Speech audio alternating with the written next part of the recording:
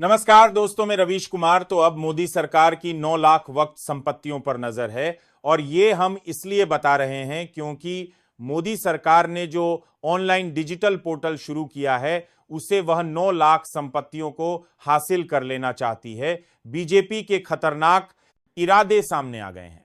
क्यों आखिरकार इस देश के मुसलमान की हर एक चीज छीनने पर तुली है भारतीय जनता पार्टी। भारतीय जनता पार्टी के खतरनाक इरादे उम्मीद ऑनलाइन पोर्टल से पता चलते हैं। यह 9 लाख संपत्तियां वक्त की है और वक्त की संपत्तियों पर मोदी सरकार की नजर बहुत पहले से है। आगे बात करेंगे दोस्तों, लेकिन उससे पहले अगर आपने अब तक हमारे नए news channel Ravish news join को सब्सक्राइब नहीं किया है तो कर लीजिए और पास में आपको ज्वाइन का बटन दिखाई देगा, उसको दबाकर ज्वाइन कर सकते हैं। यह छोटा सा अमाउंट है हमारी पत्रकारिता को सपोर्ट करने के लिए, तो इसको ज्वाइंट बटन को जरूर ज्वाइन करें, इससे हमारी बड़ी मदद हो जाएगी। और कमेंट बॉक्स में जरूर बताइए आप किस देश किस राज्य से हमारे खबर देख रहे हैं और अगर आपका कोई टॉपिक है तो आप हमें बताइए है, आप साथ की सकते हैं, हम उसे टॉपिक पर भी वीडियो बनाएंगे। तो चलिए बात करते हैं वक्त की संपत्ति पर। दोस्तों, मोदी सरकार की नजर इन संपत्तियों पर बहुत पहले से है। वह बहुत पहले से तक लगाए बैठी थी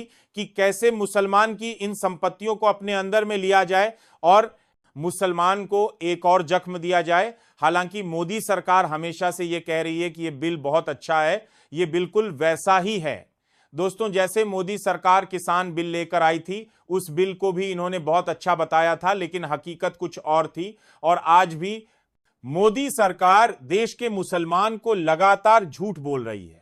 अब लोग सवाल उठा रहे हैं कि जब यह फैसला सुप्रीम कोर्ट के पास है तो फिर मोदी सरकार पहले से यह सारी चीज क्यों कर रही है? क्या सरकार को पता है कि फैसला उसके पक्ष में ही आने वाला है? क्योंकि अगर ऐसा सरकार को पता है कि फैसला उसके पक्ष में आएगा तो फिर यह देश के लोकतंत्र के लिए बहुत खतरनाक है। इससे पहले भी मोदी सरकार ने कई ऐसी चीज की है जिस देश की भावना आहत हुई है। देश में हिंदू मुसलमान हुआ है और कई बार यह साबित हुआ है कि मोदी सरकार सिर्फ मुसलमान के लिए ही कानून बनाती है, चाहे लव जिहाद हो, धर्मांतरण हो या कोई और कानून हो, हर कानून मुसलमान के ऊपर ठोक दिया जाता है। अब मोदी सरकार उम्मीद ऑनलाइन पोर्टल से उन 9 लाख संपत्तियों को हासिल करना चाहती है, जिससे कि उसको ये पता चलती है जाए कि आखिरकार कौन सी संपत्ति के कागज है और कौन सी संपत्ति के कागज नहीं है। आपको याद होगा मैंने आपको बताया था कि मोदी सरकार की नजर इस ऑनलाइन पोर्टल पर रहेगी।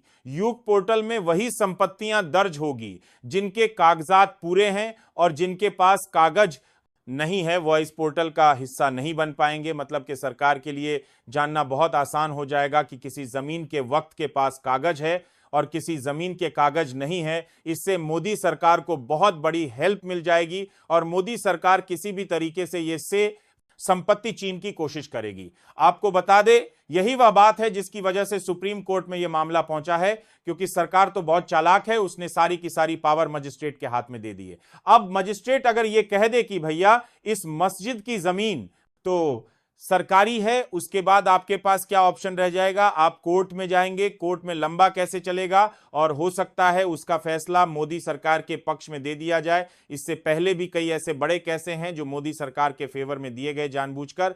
तब सुप्रीम कोर्ट कानून, क्योंकि आपका सिर्फ एक मकसद है, अब वक्त की जमीन आप छीनना चाहते हैं मुस्लिम समुदाय से, क्योंकि रेलवे के बाद वक्त के पास सबसे ज्यादा संपत्ति है जो लोगों ने दान में दी है। अब दान में दी गई चीज पर आपकी नजर है, जबकि सारी संपत्तियां लोगों ने अपनी खुशी से मस्जिद तो को वक्त को दान में दी है। उसके बाद भी मोदी सरकार इस चीज को नहीं सुनती और वह कहती है कि भाई इतनी पुरानी जमीनों के कागज लेकर आओ। अब अगर कह दिया जाए कि ताजमहल के कागज लेकर आओ तो उसके कागज तो नहीं होंगे, लाल किले के कागज लेकर आओ तो उसके ताजा तो नहीं होंगे।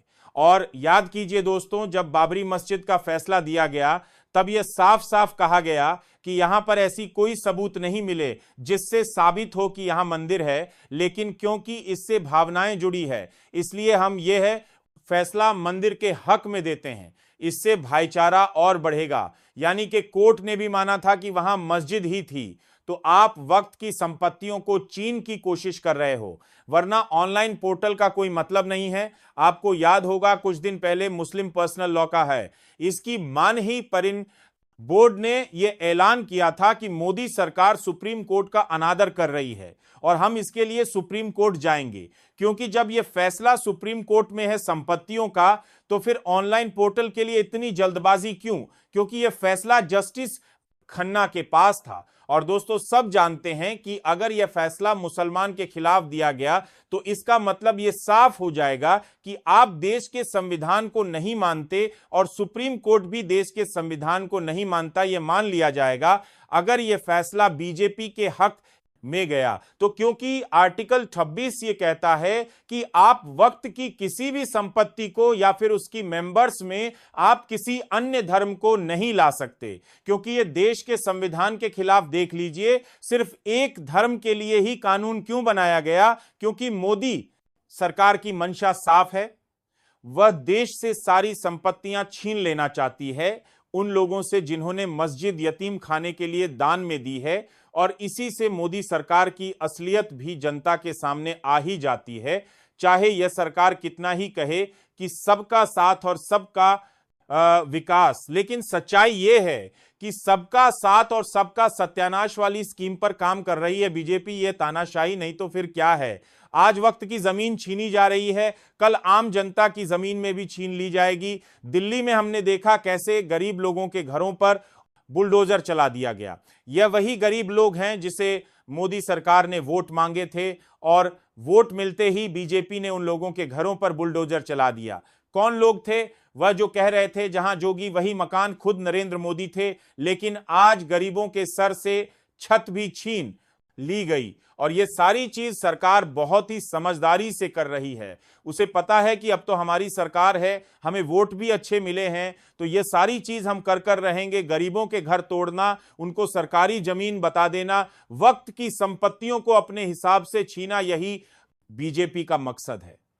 कृपया उम्मीद ऑनलाइन पोर्टल का एजेंडा सिर्फ एक है कि वह किसी भी तरीके से यह 9 लाख संपत्तियों को छीन लेना चाहती है।